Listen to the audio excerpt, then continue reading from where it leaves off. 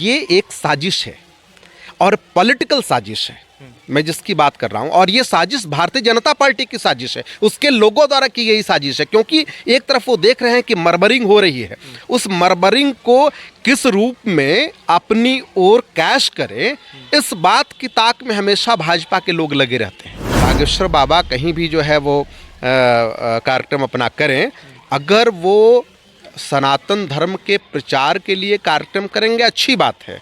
अगर हिंदू मुस्लिम जो उनका ट्रैक रिकॉर्ड पूर्व से रहा है वैसा अगर करेंगे तो फिर सरकार देखेगी उसको। अगर एक खास पॉलिटिकल पार्टी के द्वारा एक हिंदू मुस्लिम करने वाले तथाकथित सो कॉल्ड संत, मैं संत भी नहीं मानता हूँ उनको, सो कॉल्ड संत जो जादू टोना दिखाते हैं, उनको कहीं से कोई वेद और पुराण और कह लीजिए कि किसी भी धर्म शास्त्रों से मतलब नहीं है, वो केवल जादू टोना उनकी यूएसपी है। और वैसे लोगों को अपने खास पॉलिटिकल लाभ के लिए बिहार में लॉन्च करना चाहती है एक खास पॉलिटिकल पार्टी, तो उसका हम विरोध करते हैं। बागेश्वर धाम सरकार के पीठाधीश्वर पंडित धीरेन्द्र कृष्ण शास्त्री का आगमन बिहार की धरती पे होना है, जिसके बाद से पूरे बिहार में दो धारा बन चुका है। एक धारा है जो विरोध कर रहा है, तो एक धारा जो है वो समर्थन कर रहा है। तो लगातार इस पूरे खबर को हम कर रहे हैं। इसी कड़ी में शिशिर कौंडिल्य जी हैं जो कांग्रेस बिहार दर्पण के संपादक भी है, उनसे बातचीत करेंगे। चूँकि ये थोड़ा विपरीत धारा में है, लगातार इस पूरे मुद्दे पर विरोध में भी खुल के लिख रहे हैं, बोल रहे हैं, तो इसके पीछे का कारण समझेंगे कि आखिर ये विरोध क्यों। सबसे पहले तो स्वागत है आपका। धन्यवाद। सवालों की शुरुआत करते हैं। आपका एक फेसबुक पोस्ट है जिसमें बड़े आपने विस्तार से विरोध किया है कहीं ना कहीं उनके आगमन का। तो सबसे पहला सवाल हम यही करेंगे कि आखिर बागेश्वर धाम सरकार के पीठाधीश्वर पंडित धीरेन्द्र शास्त्री से दिक्कत क्या है? हाँ, देखिए, किसी से किसी को दिक्कत नहीं है, एक बात स्पष्ट समझ लीजिए। इस देश में हर एक व्यक्ति को पूरे देश के अंदर किसी भी राज्य में आने जाने की छूट है। अपने धर्म को प्रचार, अगर मान लिया कि वो किसी धर्म के प्रचारक हैं तो उस धर्म के प्रचार करने की भी छूट है। लेकिन सवाल जो यहाँ उठता है वो ये कि जिस प्रकार मैंने जो सवाल उठाया था, वो जिस प्रकार की साजिश एक ख़ास पॉलिटिकल पार्टी के द्वारा रची गई, और उस साजिश के तहत भाई सवाल है, देखिए, गांधी मैदान में उनका कार्यक्रम फिक्स हुआ। सरकार ने किसी कारणवश, चूँकि उनके जो ट्रैक रिकॉर्ड्स रहे हैं पुराने, वो थोड़े ठीक नहीं रहे हैं, वो कुछ ज़्यादा ही हिंदू मुस्लिम करते हैं, और ये पूरा देश जो है वो सेकुलर है। तो हिंदू मुस्लिम अगर बिहार में करेंगे तो ये कानूनन अपराध है, ये आपको भी पता है। तो सरकार अपने हिसाब से एक्शन लेगी, कोई भी सरकार कहीं भी हो वो अपने हिसाब से एक्शन लेगी। लेकिन अगर सामान्य रूप से आप अपने धर्म का प्रचार करते हैं, सनातन धर्म का प्रचार कर रहे हैं, तो किसी को कोई आपत्ति नहीं होगी। अब चूँकि गांधी मैदान में उनकी सभा आयोजित होनी थी और वो जो है आयोजन कैंसिल हो गया, सरकार के द्वारा कैंसिल कर दिया गया, चाहे किसी भी कारण से हो, तो उनकी सभा और भी किसी दूसरे मैदान में हो सकती थी, जो कि पटना में बड़े मैदान है, ख़ासतौर से शाखा मैदान है, आरएसएस के कब्जे वाला मैदान है वो, जैसे मिलर स्कूल का मैदान है, या और भी बहुत सारे मैदान हैं जो कि जहाँ पर्याप्त मात्रा में जगह है उनका कार्यक्रम वहाँ हो सकता है। लेकिन उन जगहों पे कार्यक्रम जो है वो नहीं हुआ, और कार्यक्रम को सीधा ले जाया गया कहाँ? तरेट पाली स्थान में, यानी एक खास वर्ग के प्रभाव वाला जो क्षेत्र है वहाँ पे उस कार्यक्रम को ले जाया गया। इसकी मंशा को समझिए, ये मंशा क्या थी? मंशा साफ थी कि चूँकि वहाँ उसका प्रभाव है तो दूसरे का प्रभाव वहाँ जो है वो चलेगा नहीं, और जो वर्ग विरोध करने वाला है वो कह लीजिए कि एक वो भी प्रभावशाली एक रखता है जो ताकत। अब वहाँ से वहाँ विरोध नहीं होगा, यानी एक पक्ष से दूसरे पक्ष के इलाके में विरोध नहीं होगा।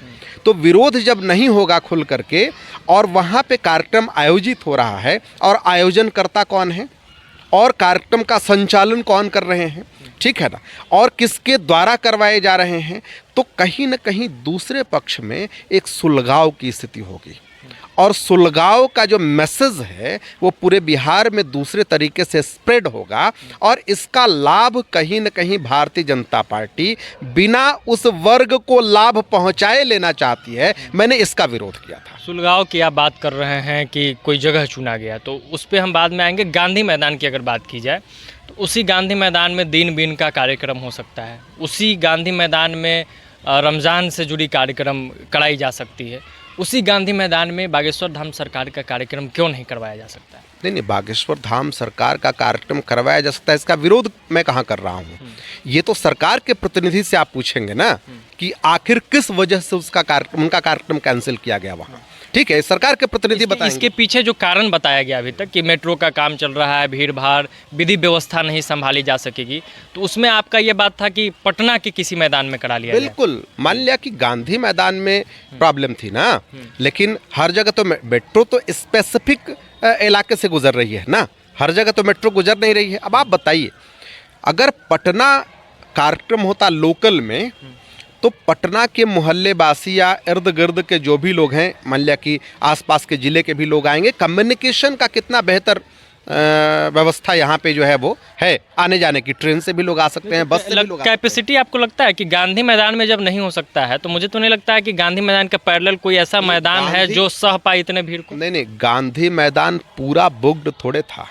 गांधी मैदान तो जस्ट कार्यक्रम के लिए तो एक कॉर्नर, एक स्पेसिफिक उसका एरियाज बुक होता है ना, पूरा गांधी मैदान थोड़े बुक था। और जितनी एरियाज में बुकिंग थी, मैं आपको बता तो रहा हूँ कि शाखा मैदान कोई कम बड़ा मैदान है क्या? आप देखिए जा करके।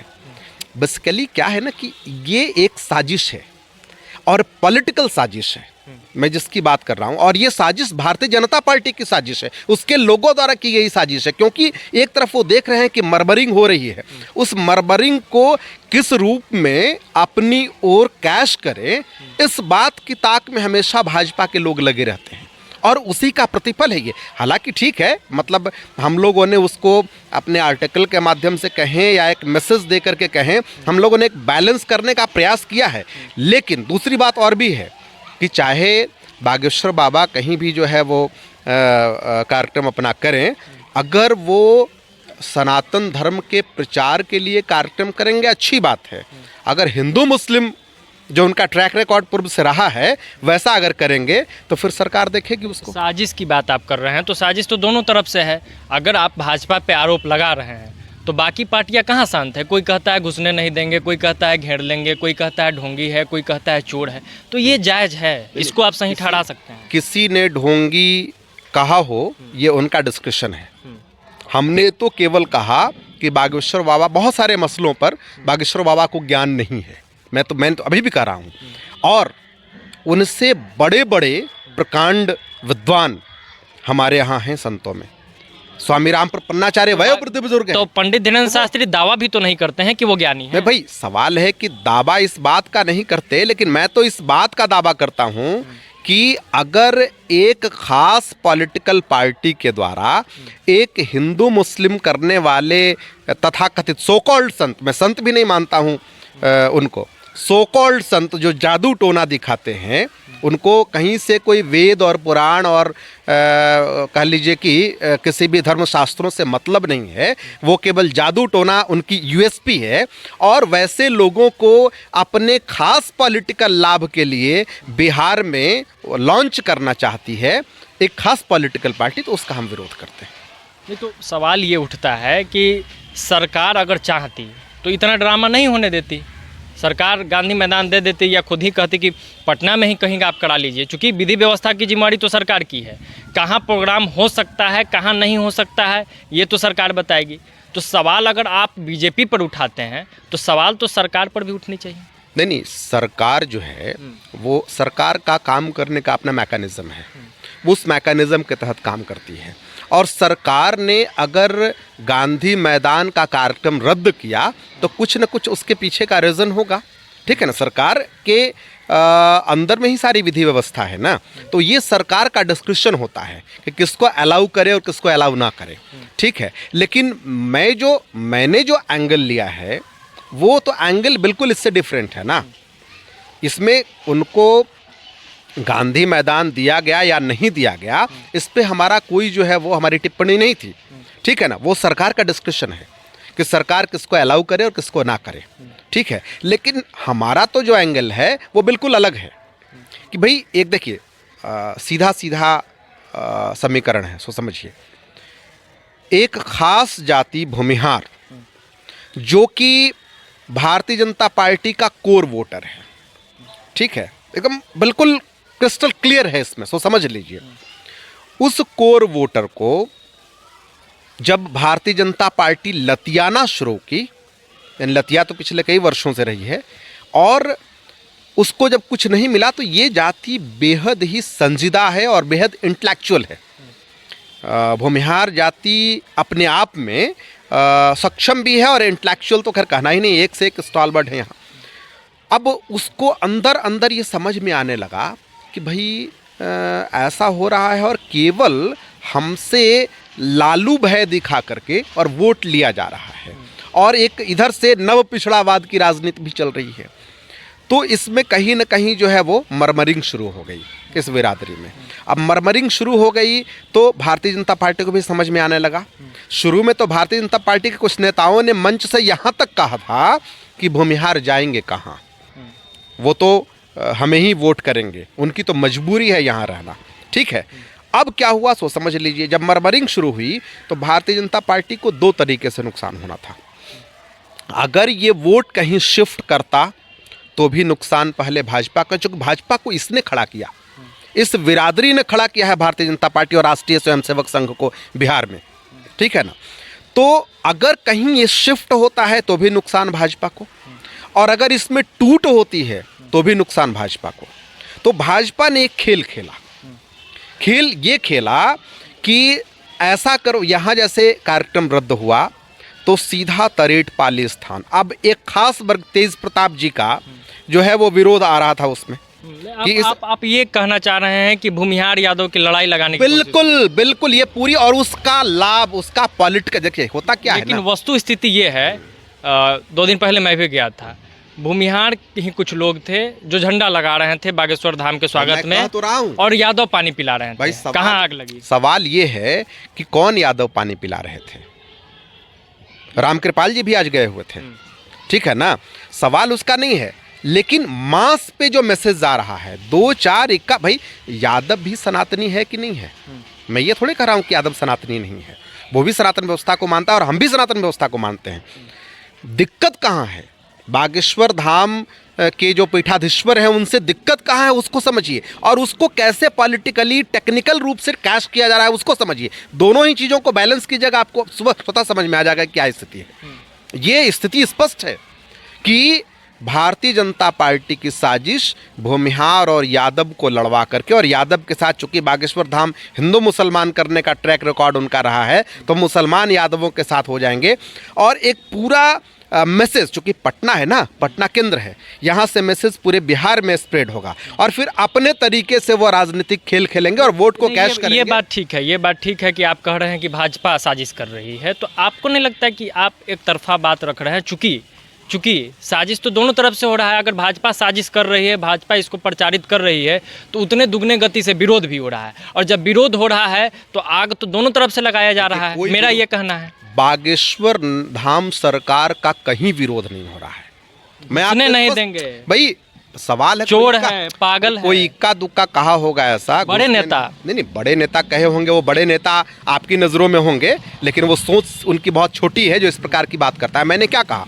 मैंने शुरू में कहा कि इस देश में कहीं भी किसी को, किसी भी संत को या धर्म प्रचारक को धर्म को प्रचार, अपने धर्म के प्रचार करने की छूट है, ठीक है। अगर वो मध्य प्रदेश से बिहार आ रहे हैं, स्वागत है, लेकिन इस बेस पे वो बिहार आएंगे कि किसी को पॉलिटिकल लाभ और किसी को पॉलिटिकल नुकसान पहुंचाएं, इसका विरोध होगा। नहीं तो इसमें वो कहाँ कुछ कर रहे हैं कि मैं भाजपा की तरफ से आ रहा हूँ, या बुलाया, उनको लोगों ने बुलाया और बिहार के लोग ही सुनने जाएंगे। क्या है, वो मोहरा तो वही बन रहे हैं ना, सवाल इसका नहीं वो कुछ कहता है कोई, नहीं तो पासा जो चला गया, ये हम आप कैसे डिसाइड करेंगे कि वो मोहरा बन रहा है? कैसे नहीं, सुनने तो लोग जाएंगे ना, जबरदस्ती तो किसी को नहीं बुलाया। लोग ही बात लोग की ही होती है ना, लोगों के सामने ही बात रखी जाती है ना।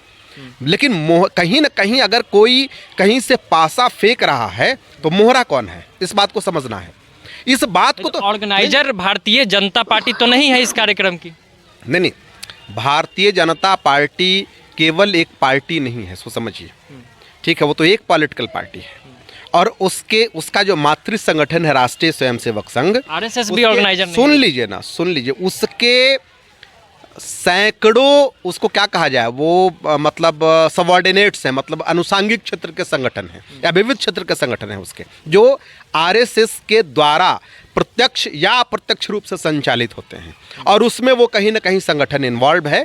और इस बात को आप पता कर लीजिए, कहीं ना कहीं आरएसएस का कोई ना कोई ऑर्गेनाइजेशन वहाँ ज़रूर इन्वॉल्व है। और वो बागेश्वर बिहार अभियान के तहत ये पूरा कार्यक्रम हो रहा है। बागेश्वर बिहार अभियान जो है वो किसके द्वारा ऑर्गेनाइज किया जा रहा है? उनकी टीम है, अपनी टीम नहीं, उनकी टीम, अपनी टीम कहाँ से आ गई? बिहार में टपक गई। बागेश्वर भारत में कोई भी अपना टीम बना सकता है। नहीं, वो बना सकता है, लेकिन कहीं ना कहीं ये आप प्रत्यक्ष और अप्रत्यक्ष रूप से जब देखेंगे ना तो वहाँ आरएसएस और भाजपा की टीम ही वर्क करते नजर आएगी। कहीं ना कहीं उसका बेसिकली 2-3 पॉइंट था, तो हमारे दर्शकों को अगर 3 लाइन में वो तीनों पॉइंट अगर आप समझा दे तो ज़्यादा बेहतर। मैं केवल और केवल एक लाइन में ही आपके दर्शकों को समझा देना चाहता हूँ, वो ये कि भारतीय जनता पार्टी भूमिहार यादव करके और हिंदू मुसलमान करके और अपने तरीके से राजनीति करके वोट कैश करना चाहती है, जिसका मैंने विरोध किया। मैंने बागेश्वर धाम सरकार का कोई विरोध नहीं किया है और न मैं करूँगा। आखिरी सवाल आपसे, भारतीय जनता पार्टी भूमिहार यादव कर रही है, राजद यादव भूमिहार नहीं कर रही है? देखिए, राजद यादव भूमिहार कर रही है ऐसा मुझे दिख नहीं रहा है, ठीक है ना, लेकिन इसका तो स्पष्ट दिख रहा है। राजद ने कैंसिल किया, मान लिया राजद की सरकार है, राजद और जेडीयू की सरकार है महागठबंधन की, तो प्रोग्राम कैंसिल हो गया। इसके अलावा और क्या हुआ?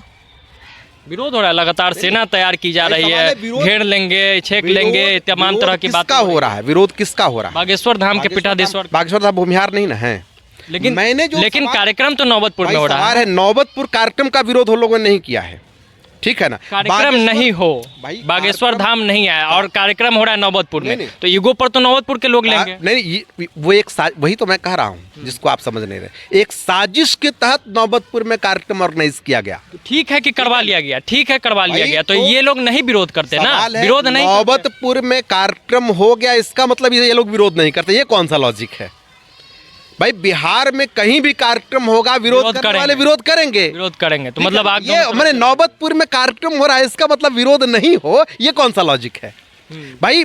बिहार की पूरी धरती पे कहीं भी कार्यक्रम हो रहा है, उसका अगर विरोध हो रहा है तो विरोध करने वाले विरोध करेंगे ही। हाँ, इतना मैं आश्वस्त कर दूं, मैं विरोध नहीं कर रहा हूं, मैं केवल उस साजिश का पर्दाफाश कर रहा हूं जो भारतीय जनता पार्टी द्वारा रची जा रही है। बहुत बहुत धन्यवाद, यही क्लियर करना था।